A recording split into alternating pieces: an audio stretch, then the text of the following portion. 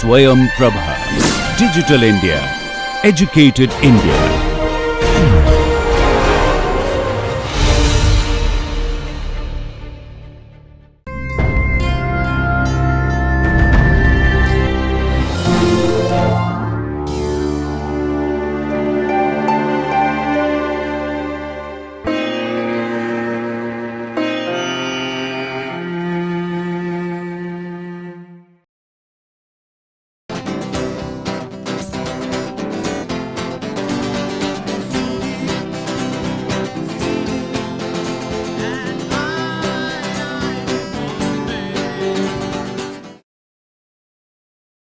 Okay.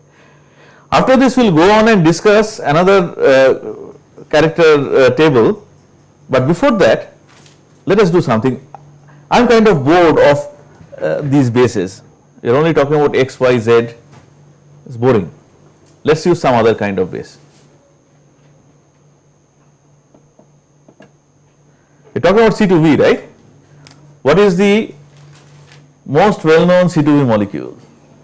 Water. That is also a boring answer. Water.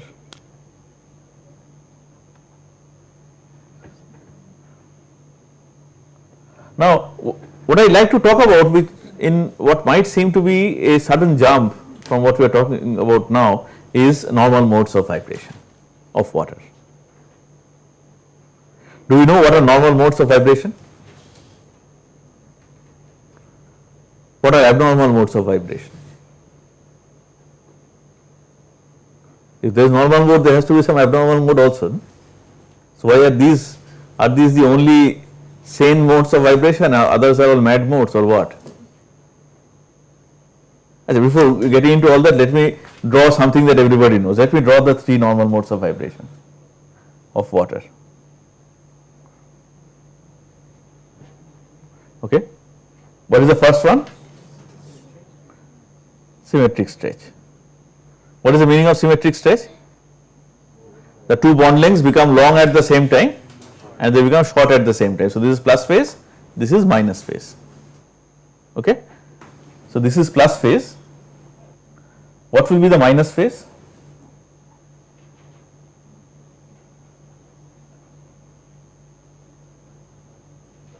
Both are getting short. Okay. Now, what is the next one?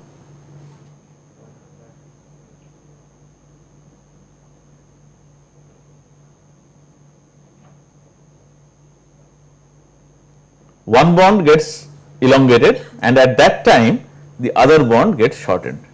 Okay. Something like this. The two bonds move at 180-degree phase difference with each other. Okay. So if this is the plus phase of that, what will be the minus phase? How can I draw it? The opposite kind of reflection.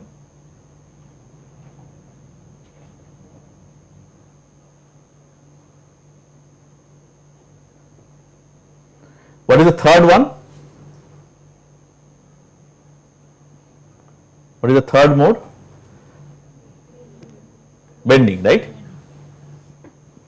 Right? Like flying, actually. This is the plus phase. What is the minus phase? What is the minus phase? Right? Plus, minus. Now, what are the symmetry operations? So maybe I will call this Q1, I will call this Q2, I will call this Q3. So now see, E, C2, sigma V dashed. Let us see if I can find out if Q1, Q2, Q3 belong to some symmetry species or not. Symmetric stretch, right? Let me write down the most difficult column.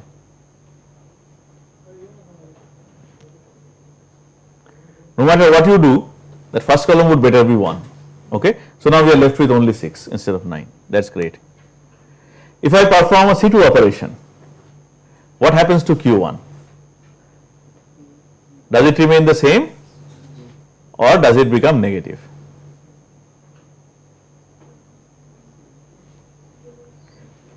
Please understand what is plus, what is minus. The whole thing is plus, the whole thing is minus. Okay? So, if you turn by C2, it is true that the two hydrogen atoms change places, but now look at the arrows. Now actually we are looking at the arrows, nothing else. The arrows that are going out still keep going out, right? So, that character is 1. What about sigma V? Where is sigma V? Yes.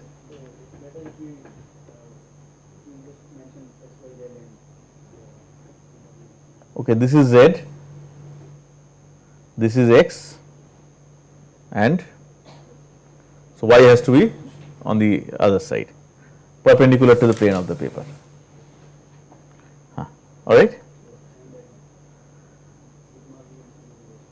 Sigma V is Zx, sigma V dashed is Yz. Okay. Now tell me, what is the character of sigma V for Q1?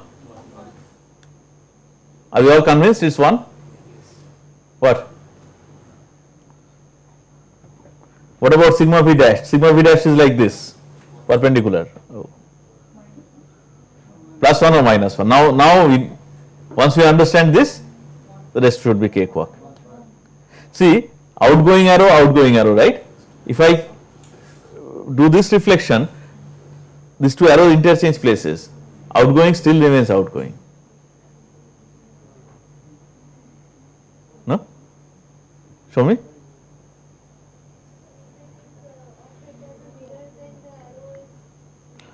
This is the arrow, right?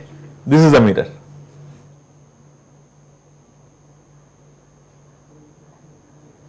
This is what it is, isn't it?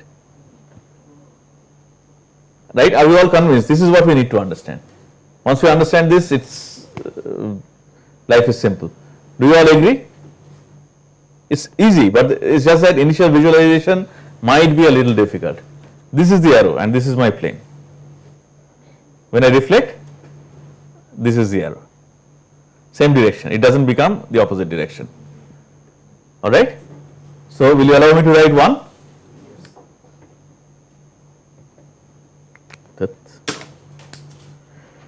So, see, we call it symmetric stretch, isn't it? Perhaps you know this already. Symmetric stretch is symmetric with respect to everything, with respect to all the symmetry operations that are there in C2v point group. Symmetric stretch means symmetric with respect to everything.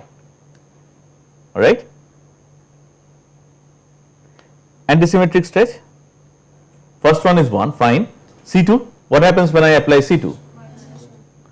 Doesn't plus phase become minus phase if I apply C2? That means it is antisymmetric.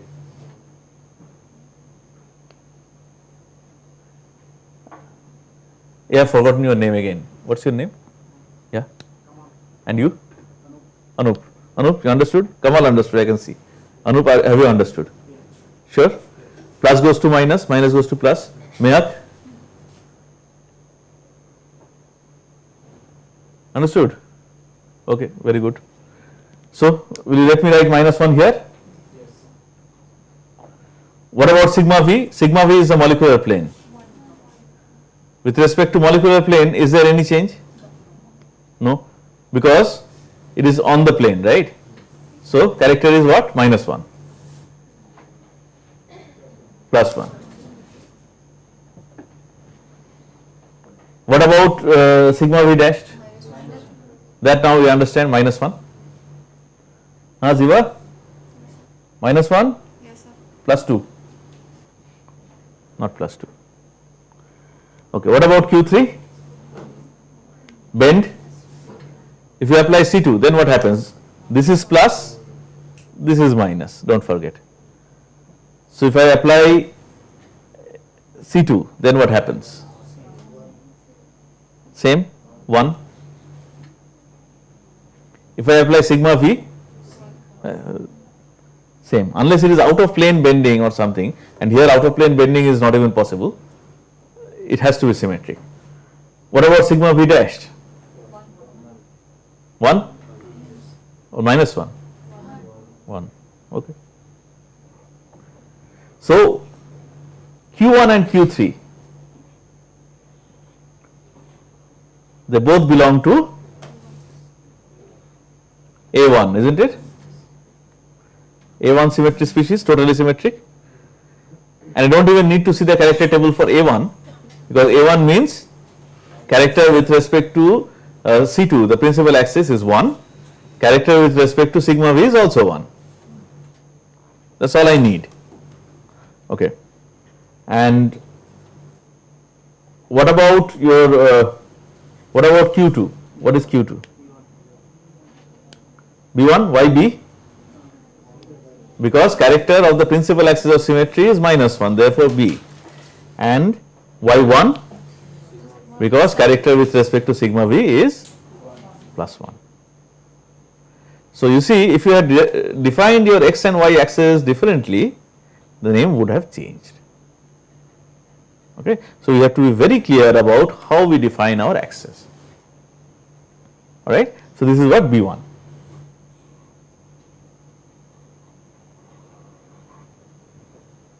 Fine. And this is something that is a very common question that people like to ask.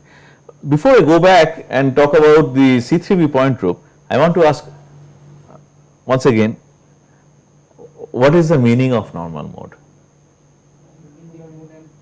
Yes? Yes. So normal, not as in opposite of mad, right? Normal not as in opposite of abnormal, normal as in orthonormal. We are talking about orthonormal vectors all the time. So these normal modes means that these are ways of, mode means way, right? How it does. So these are modes of motion which do not have contributions in each other. So basically vibration is like a molecular dance, right? The molecules are dancing in different way. So now whoever has learned dancing here, if you remember your initial classes, what was taught? 1, 2, 3, 4, right? All initial dance lessons are 1, 2, 3, 4. What to do with your legs, what to do with your feet, right? Once you are okay with that, then you are taught what to do with your hand, arms. Once you learn that, you are taught how to move your feet a little differently, and then maybe how to move your head differently. And then when the actual dance is performed, the dance is really a linear sum of all these normal modes. I know it is like there is a killing the idea that one has for dance, but that's what it is. Even a human dance is nothing but a superposition of normal modes. So please understand this, molecular vibration is a complex motion. At any given time, water does not have to perform a symmetric stretch, pure symmetric stretch, or a pure bend, or a pure antisymmetric stretch. What it does is a complicated motion. As long as there is no displacement in the center of gravity, it is a pure vibrational motion, right? So if you leave that out and look at even a pure vibrational motion, what you have is really a linear sum of Q1, Q2 and Q3. The molecule dances, but what it uses is these basic ways in which it moves the atoms. This is the meaning of normal modes in a very simple layman's terms. Okay, normal mode is not it is not just the equations. This is the actual meaning of normal mode.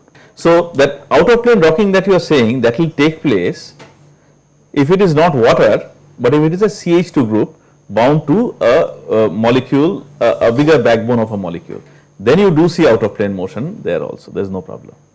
But if it is water, then it becomes rotation. Great. Now let us come back to this. This is what we have studied so far, Mulliken symbols. Now I think we can do it. Homework is please practice Mulliken symbols from character tables.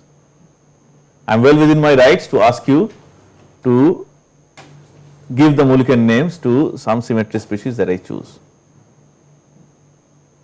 Which reminds me, before we go to the last part of the discussion, So, you have worked out C2v. If you can work out C2v, it is very simple for you to work out C3v also.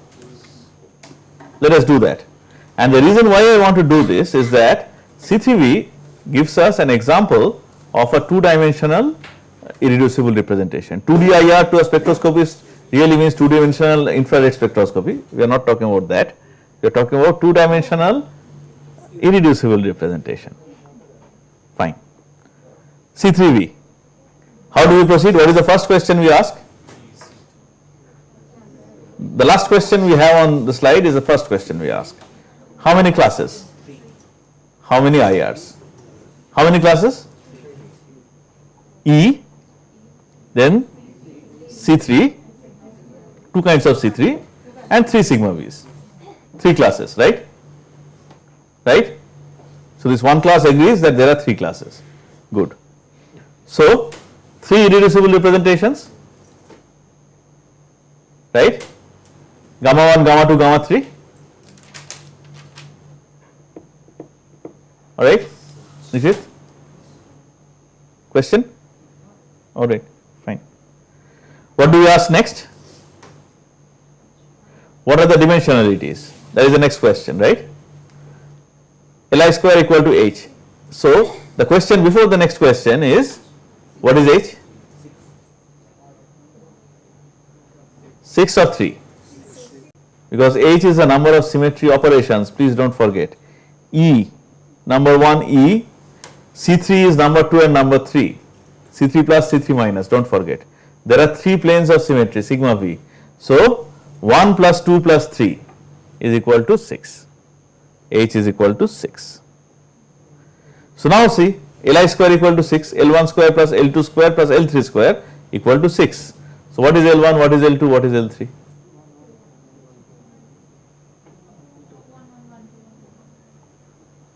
1 1 2 1 2 1 whatever. So, you can write it in many options in many ways. So, since you can write it in many ways, instead of creating a Tower of Babel, it makes sense to decide in which order we will write. We will write the first order, I mean one dimensional representations first, followed by 2 dimensional representations, followed by 3 dimensional representations, and so on and so forth if they arise. Okay. So, L1 is 1, L2 is 1, L3 is 2, that is how we will write. Convention, nothing else. Alright. So, now first column, first row is very easy, right? First column is 1 1, 2 this time. Just do not forget L3 is 2, isn't it? And what we said is that the character of E is equal to the dimensionality, right? In case there is a problem, just think what is the matrix here. What is the matrix for E in a 2 dimensional representation? 1 0 0 1. So, what is the character? 1 plus 1 2, right? So, are we all okay with the fact that this character here is 2? Huh? Fine. First row is always 1 1. So, now see, our job is simpler. We just have to find 4 elements now. How do I do it? How do we do it? By this. So, what I do is, you write A, B, C, D once again, right, and then you work it out.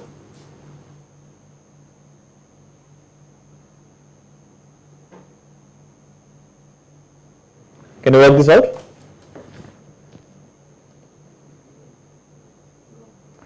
Actually, to start with, work only with gamma 2. Work only with gamma 2. Oh no, maybe not. Work with both. Write down the equations. What do you get? So, even here you can have either plus 1 or minus 1, right? So, what should it be? How many plus 1s, how many minus 1s should it be? Because this has to hold. Sum over R, chi I R, chi j R equal to 0. Now, take this as I. Gamma 1 is gamma I, gamma 2 is gamma j. Let us say this is A, this is B. What is the equation you have? 1 plus 2 into 1 into A plus 3 into 1 into B equal to 0. isn't it?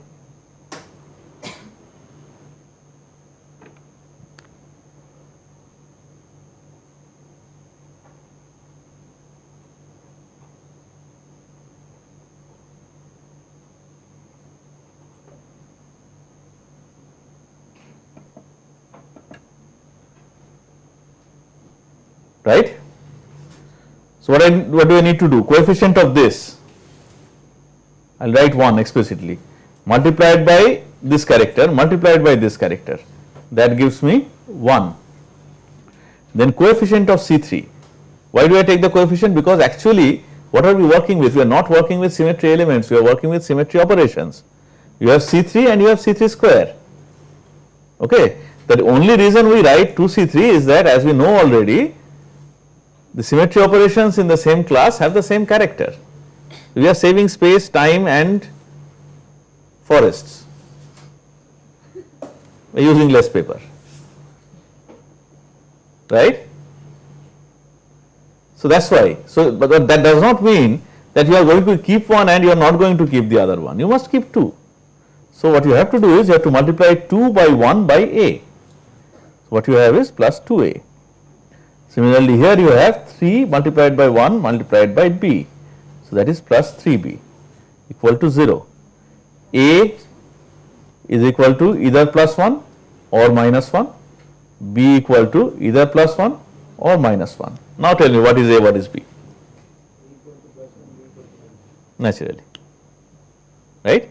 So 1, 1, minus 1.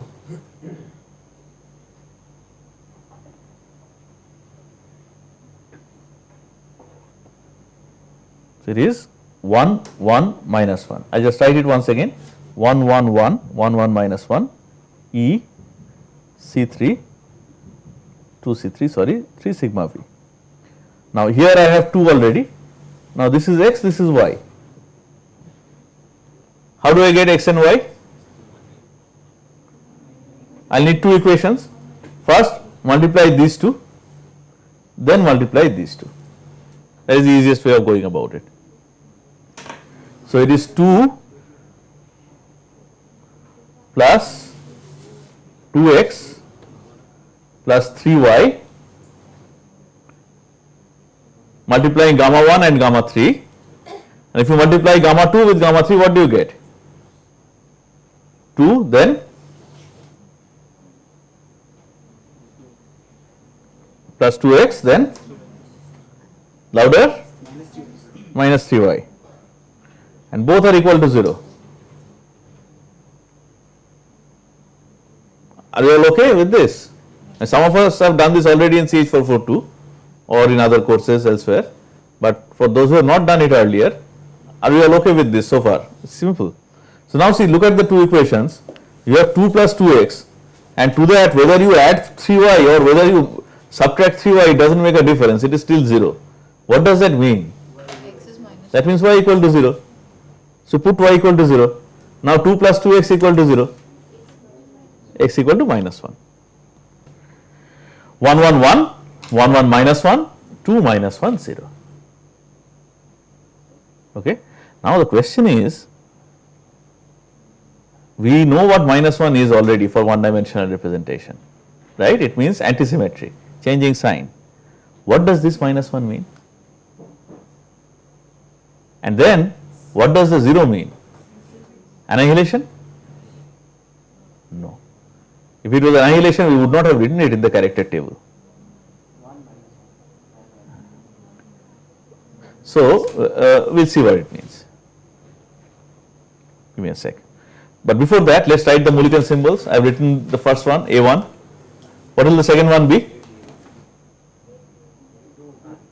Will it be A2 or will it be B1? Why A2?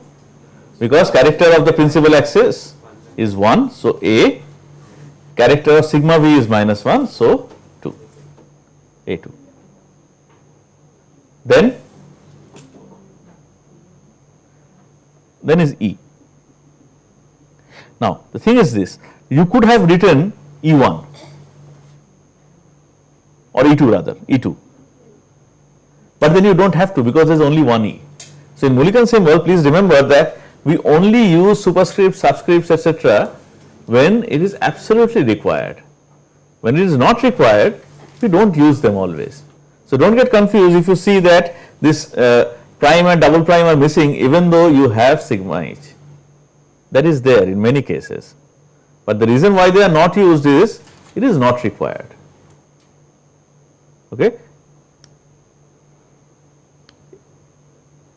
If you have two orthoprobos in the class, you have to say you need another quantum number, right? So, maybe use the surname or something, but if you have only one, then you do not need it. So, that is what is used, right.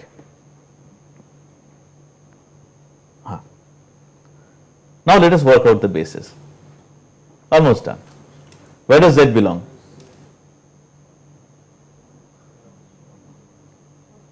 Here also Z belongs to the first one, A1, totally symmetric representation.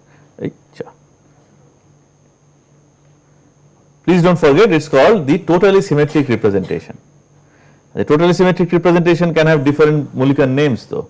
Here it is A1, somewhere it might be A1 double dashed, sorry, A1 dashed, A1 prime. If you have a horizontal plane of symmetry, it can be A1G. If you have a center of inversion, it can be A1 prime G, depending on what other symmetry elements you have. Okay. Now, what about X and Y? Where do they belong?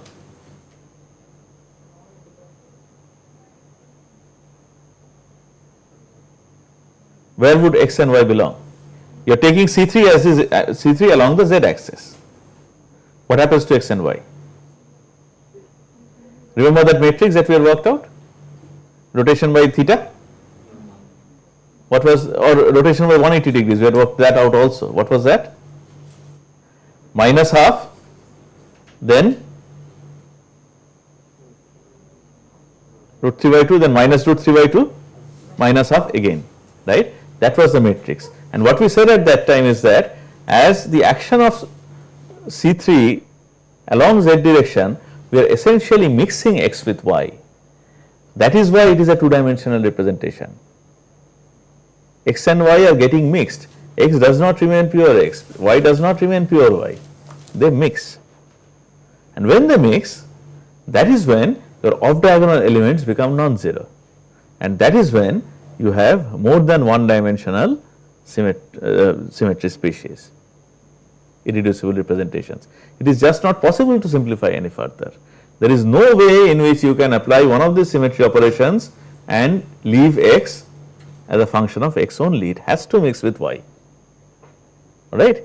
So, that is why. So, you can work it out and you will see that X and Y belong to E, and since they belong to E jointly, not by themselves, what we do is we put them in brackets and put a comma between them. That is the notation used for more than one dimensional symmetry species, right. Now let us come back to that question, what is the meaning of minus 1, what is the meaning of 0? Minus 1, as somebody was saying correctly, is because you are turning by C3, remember the matrix, minus half, forget about off diagonal elements, the next diagonal element is minus half. How did we get that? X dashed is equal to minus half X, right, so on and so forth. So, you are adding minus half with minus half and thereby getting this minus 1. So, it is important to understand that this minus 1 is not equivalent to that minus 1. In a one dimensional representation, minus 1 means reversal of sign. In a 2-dimensional or 3-dimensional or whatever dimension other than one irreducible representation, minus 1 does not mean a simple reversal of sign. It is merely the sum of the coefficients of the different bases that are there. So, even though this is minus 1, that is minus 1, they don't have the same implication. Similarly, what about this? What about this 0? We had worked out these matrices also, right? Sigma v, remember? What was the matrix? As I said correctly, 0, 1, 1, 0 is the matrix. So, 0, 1, 1, 0 means what? In the transformed coordinates, the original coordinates do not have any contribution in themselves. So, x does not have any contribution in x dash, y does not have any contribution in y dash, that is the meaning. Okay. Do you remember that matrix 0 1 1 0? Yes or no? I can open it up because all the good thing is all presentations are here, right. So, the matrix we had when we applied sigma v to xy was 0 1 1 0. That means what? You write xy, maybe I will write it here.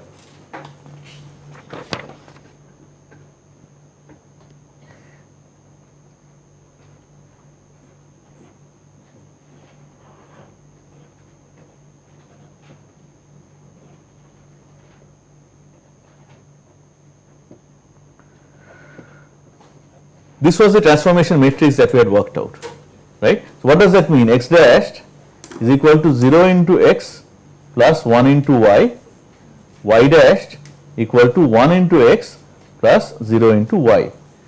That means, see, x does not have any contribution in transformed x, y, sorry, circle the wrong y does not have any contribution in the transformed y. That is the meaning of this x. Okay. It is not complete annihilation, it is annihilation in this sense that a coordinate does not contribute to the transformed coordinate, to the transformed form of itself, right.